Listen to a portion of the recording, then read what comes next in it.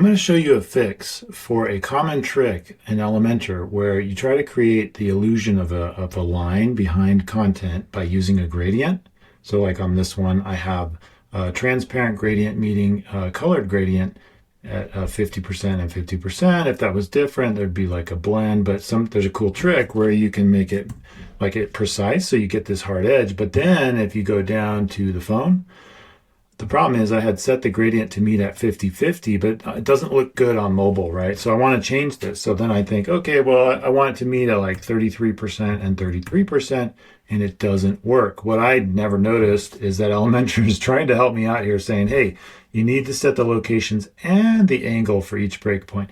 So on the desktop, you'll see I set my angle to 180, but when I went to the phone, it has no value.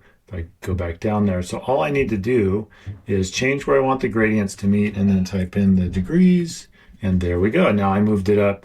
It looks a lot better. I still get kind of an interesting overlap. So number one, if you didn't know this trick, it's a great trick when you have a designer who has an offset. Instead of using negative margin, just go ahead and use a background gradient where you set two colors and have them meet. So I have transparent, but I could have some other color like sunbeam here, and they could meet in the middle, but I want it to actually be transparent, and then just set my stops to be the same. So that is the quick fix on mobile to get that to reposition wherever you want. I set it at 33, but I could do some other value, right? Like 20 and 20.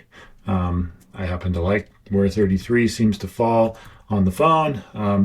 And I guess you could even set it to something like 100 and 100, or if you want to get rid of it. So hopefully that helps somebody who got stuck on that, and I hope you have a good day.